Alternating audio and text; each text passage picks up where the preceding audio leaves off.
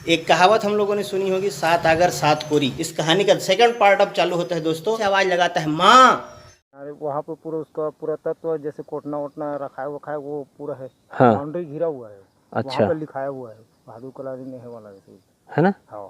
Canal से जाओ यहाँ से। केनाल से का चौक पड़ा है तो हम बाएं हाथ की ओर जा रहे हैं। ये सोरर करके गांव है दोस्तों, और इस सोरर गांव में ये नहर के किनारे किनारे हम एक स्थान पर जा रहे हैं। उसके बारे में जो कुछ जनश्रुतियाँ सुनने को मिली हैं वो जनश्रुति आपको वहाँ पहुँचकर बताते हैं। ऐसी सड़कें हमको लेकर जाती हैं उन जगहों पर जिन जगहों पर जाना थोड़ा सा मुश्किल होता है। मित्रों, अभी हम हैं सोररगढ़ पर, जिसे अपभ्रंश में आज हम सोरर के नाम से जानते हैं। और इस स्थान पर एक अद्भुत, अद्वितीय, अकल्पनीय, अविस्मरणीय, मेरा तो मन भर आया है। ऐसे माता और पुत्र के बारे में मैंने सुना है जो सुनने में भी नहीं आता, और ऐसी पावन कथा को, ऐसी अद्भुत कथा को बताने वाले अपने गुरुजी हैं श्रीमान अंतुराम जी कांडे। इनसे ही मुझे ये सारी कथा, ये सारी बातें मैंने गुरुजी से ही जानी है। मैं आपको ये सारी बातें, सारी कथा उस स्पॉट पर, उस स्थान पर जाकर बताता हूँ। मैं बहुत बहुत धन्यवाद करता हूँ अपने कांडे गुरुजी का, जिन्होंने ये बात मुझे बताया।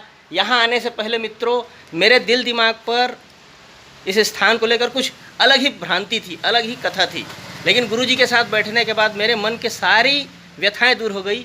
मैंने एक ऐसी बात जानी जो एक माता और पुत्र की अद्भुत कथा को बताता है। वो कथा मैं आपके सामने, सोररगढ़ की अद्भुत कथा मैं अभी आपके सामने रखने वाला हूँ। पहले उस स्थान को देखते हैं।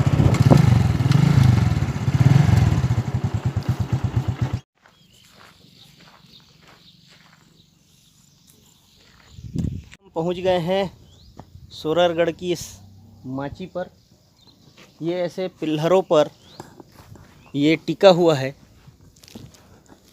और ये जो बहादुर कलारिन दाई थी उसकी यह माची है। यहाँ आसपास पर कहीं पर भी पहाड़ नहीं है, और पहाड़ नहीं है उसके बाद भी यहाँ पर ये बना हुआ है। आप देख सकते हैं, ये देखिए दोस्तों, कैसे इन पत्थरों पर ये पत्थर टिके हुए हैं, इतने बड़े बड़े और भारी भारी। ये है बहादुर कलारिन का माची, और ये पुरातत्व विभाग का यहाँ पर लगभग इसको संरक्षण है। संरक्षण तो अपनी जगह है, लेकिन हम मानवों का, हम यहाँ के लोगों का भी कर्तव्य बनता है कि हम इसको संरक्षित करें। इसकी कथा अद्भुत है, अद्वितीय है। मैंने जब सुना, एक जो नारी होती है वो नारी जाति का यदि सम्मान करती है तो बहुत ऊंचाइयों को प्राप्त करती है। वो ये कलारिन डोकरी दाई हमारी, जिसको बाद में बहादुर कलारिन का संज्ञा दिया गया है, ऐसी वो माँ जिसने नारी सम्मान में पुत्र की बलि दे दी, और ऐसा पुत्र जिसने अपने माँ के मान सम्मान के लिए सबसे लोहा लिया। ऐसा अद्भुत इस सोररगढ़ की कथा है दोस्तों, जो अभी हम जहाँ पर हैं इस स्थान को कहते हैं माची। अब उस जगह चलते हैं दोस्तों जहाँ पर माँ का मंदिर है, और उस पुत्र का स्थान है जिस पुत्र ने अपने माँ के मान सम्मान के लिए अपने प्राणों की आहुति दी है। तो दोस्तों, ये है बहादुर कलारिन दाई की मंदिर। तो दोस्तों, हम पहुंच चुके हैं बहादुर कलारिन माता जी के मंदिर पर। ये वो मंदिर, वो प्रांगण, क्योंकि अभी यहाँ पर तालाबंद है, लेकिन जो प्राप्त जानकारियाँ हैं उसके अनुसार जो एक दूसरे से सुनते आ रहे हैं, पीढ़ी दर पीढ़ी लोग सुनते आ रहे हैं। जैसे मैं जिन गुरुजी से मिला था उनको बताए, अली राम जी गुरुजी थे, वो बताए अंतुराम जी को, और अंतुराम गुरुजी ने मुझे बताया, और ऐसे अंतुराम जी गुरुजी सोरर वाले ने इसका मंचन भी किया है, कथा कहानी के रूप में इसका मंचन भी होता था। तो यहाँ की जो कहानी है दोस्तों, ये जो बहादुर कलारिन की जो कहानी है वो कुछ इस प्रकार से है कि आज से हजारों साल पहले जब राजा महाराजा लोग का राज होता था तो रतनपुर राज में ये आता था। रतनपुर राज के जो राजा थे, राजा जुझार सिंह जी, वो यहाँ पर शिकार करने के लिए आए। पूरा क्षेत्र वनांचल वनों से आच्छादित था और वो जब यहाँ पर आए तो वो अपने सैनिकों से बिछड़ गए। सैनिकों से बिछड़ने के बाद वो एक दिया का तलाश करते हुए पहुँचे। जब वहाँ पर पहुँचते हैं तो सिर्फ 2 महिलाएं वहाँ पर थी। एक बुजुर्ग डोगरी दाई थी और दूसरी एक 16 साल की कन्या थी। वो 16 साल की कन्या कलार जात की थी, जो जंगल में रहना और महुआ दारू बनाने का काम ये लोग करते थे और उससे अपना जीविकोपार्जन करते थे। पहले ज़माने के राजा महाराजा लोग हम सब जानते हैं उनका किस प्रकार से रहन सहन रहता था। वो वहीं पर रहे और उस कन्या के रूप लावण्य पर मोहित होते हैं और मोहित होने के बाद उससे वो गंधर्व विवाह करते हैं, वहीं रुकते हैं। इसी दौरान वो जो लड़की होती है 16 साल की, वो लड़की जो है वो गर्भवती हो जाती है। राजा जो हैं अपने क्षेत्र चले जाते हैं और वो भूल जाते हैं कि मैंने इस क्षेत्र में कोई संबंध बना कर रखा हुआ है। और संबंध बनाने के बाद भूलना तो बड़े लोगों की पुरानी आदत होती है दोस्तों। और राजा जब इस प्रकार से भूल जाते हैं तो वो कन्या जो होती है वो एक पुत्र को जन्म देती है। पुत्र धीरे धीरे बड़ा होता है। बड़ा होने के बाद वो पुत्र अपनी माँ से पूछता है कि मेरा पिता कौन है। माँ बता नहीं सकती है। एक दिन अंत में जब वो लड़का बहुत बड़ा होता है, 16-17 साल का हो जाता है, तब वो अपनी माँ से कहता है यदि तू मुझे नहीं बताएगी तो मैं अपने प्राणों की आहुति दे दूंगा। तो माँ जो है वो ज़बरदस्ती बताती है कि उसके साथ किस किस प्रकार से घटनाक्रम हुआ। और उस घटनाक्रम के बाद में जब उसको पता चलता है कि मेरी माँ के साथ इतना बड़ा छल राजा ने किया है, वो वहीं पर प्रण करता है कि मुझे मेरी माँ को उसका खोया हुआ मान सम्मान लौटाना है। और मान सम्मान लौटाने के लिए वो इस क्षेत्र के लोगों को इकट्ठा करता है, जो राजा से प्रताड़ित रहते हैं ऐसे लोगों को भी इकट्ठा करता है। अपनी एक छोटी सी सेना बनाता है और सेना बनाकर वह लड़का जिसका नाम है छछान छाड़ू। अब देखिए उसका नाम भी कैसा हुआ है। मैंने जैसे आपको बताया कि जो राजा थे वो शिकार पर आए थे, तो जो राजा शिकार पर आए थे तो वो बाज के आधार पर शिकार करते थे। बाज ऊपर उड़ता था आसमान पर और उड़ते उड़ते वो शिकार के पीछे जाता था। तो जो बाज उड़ता था उसका नाम रहता था छछान। तो इस जो बालक, इस महिला से, इस कन्या से जो उत्पन्न हुआ, उस कन्या से जो उत्पन्न बालक था उसका नाम रखा गया छछान छाड़ू, अर्थात बाज के द्वारा छोड़ा गया संतान। और उस छछान छाड़ू ने यह प्रण किया कि मुझे मेरी माँ की अस्मिता को वापस लौटाना है। और उसके बाद क्या हुआ उस कथा को मैं आपको जो छछान छाड़ू जी का मंदिर है वहाँ पहुँचकर बताता हूँ। जो दोनों मंदिर है दोस्तों बहुत करीब में है। ये यहाँ पर बहादुर कलारिन माता का मंदिर है और लगकर ही यहाँ पर ये छछान छाड़ू भगवान का मंदिर है। उसको हम भगवान कैसे माने, इसके बारे में अब चलकर वहीं बात करते हैं। और यह वो मंदिर है दोस्तों, छछान छाड़ू देव मंदिर। देवता के रूप में छछान छाड़ू जी को पूजा जाता है इस पूरे क्षेत्र में।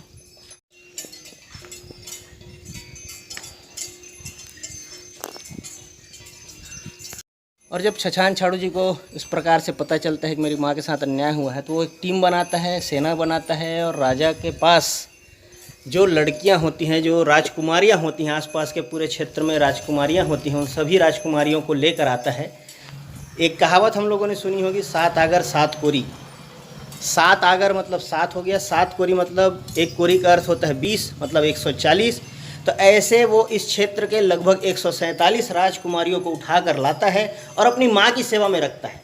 देखो बंधु, उसने अपने लिए कुछ नहीं किया, अपनी माँ की सेवा के लिए छछान छाड़ू देव जी ने उन राजकुमारियों को रख दिया और इस प्रकार से उसको कहा कि मेरी माँ की तुम लोग सेवा करो। क्यों? क्योंकि वो एक रानी है। इस कहानी का सेकंड पार्ट अब चालू होता है दोस्तों। जब माँ ने देखा कि मेरा बेटा इस प्रकार से राजकुमारियों को लेकर आ रहा है, तो उसको यह पीड़ा हुई कि नारी का सम्मान नहीं कर रहा है मेरा बेटा।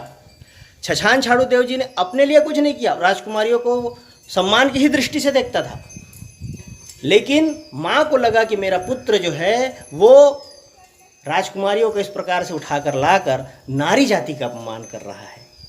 सोचो दोस्तों, एक नारी की पीड़ा को कैसे समझ सकती है। बहादुर कलारिन को जब ये महसूस होता है कि मेरा बेटा गलत कर रहा है, तो होली के बाद 11वें दिन एक और उत्सव होता है, मुझे भी ध्यान नहीं आ रहा है अभी।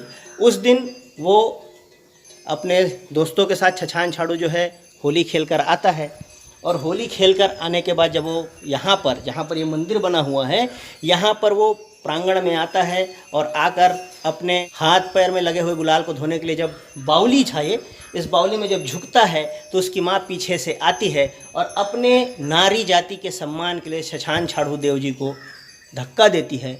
जब वह बालक छछान छाड़ू जब गिरता है तो वह जोर से आवाज़ लगाता है माँ, और इस माँ की आवाज़ को सुनकर जो बहादुर कलारिन होती है उसके हाथ में जो बाल्टी की रस्सी होती है उसमें कुछ लोहे लगे रहते हैं, वहीं पर उस लोहे पर अपने सीने पर छुरा लगा लेती है और अपने प्राणों की भी आहुति बहादुर कलारिन जो है वो देती है।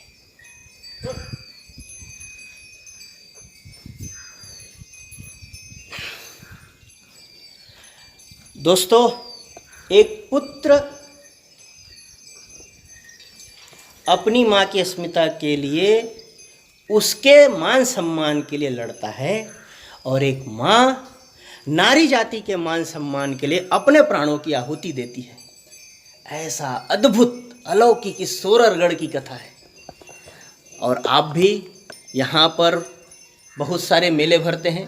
फरवरी मास में यहाँ पर एक बहुत ही शानदार मेला भरता है, प्रथम या द्वितीय सप्ताह में, उसकी तिथि निश्चित नहीं है, लेकिन फरवरी मास में देव के लिए और माँ के लिए यहाँ पर एक मेला ग्रामीण लोग आयोजित करते आए हैं। आइए आप भी सोररगढ़, जिसे आज हम सब लोग सोरर के नाम से जानते हैं, ये बालोद ज़िले में पड़ेगा। आइए आप भी इस बहादुर कलारिन माँ का दर्शन करिए और उसके बेटे सपूत का दर्शन करिए, छछान छाड़ू देव का दर्शन करिए, और अपने आप को धन्य समझिए कि हम छत्तीसगढ़ की ऐसी पावन और वीरों की भूमि में हम निवास करते हैं, जहाँ पर ऐसे लोग सपूत और माँ पैदा हुए हैं। आशा ही नहीं, विश्वास भी है दोस्तों कि आपको सोररगढ़ की यह बहादुर कलारिन की जो कथा है वह बहुत ही पसंद आई होगी। उनके पुत्र छछान छाड़ू देव जी की भी कथा आप लोग को बहुत ही अच्छी लगी होगी। आइए सोरर की इस पावन पवित्र भूमि का दर्शन करिए और मेरे साथ बहादुर कलारिन डोकरी दी दाई जी की जय बोलिए। दोस्तों, वीडियो पसंद आया तो शेयर कीजिए, लाइक कीजिए, कमेंट्स करिए। मिलते हैं अपने अगले वीडियो पर, तब तक के लिए अपने दोस्त अपने होस्ट सतीश शर्मा को दीजिए विदा। जय हिंद, जय भारत।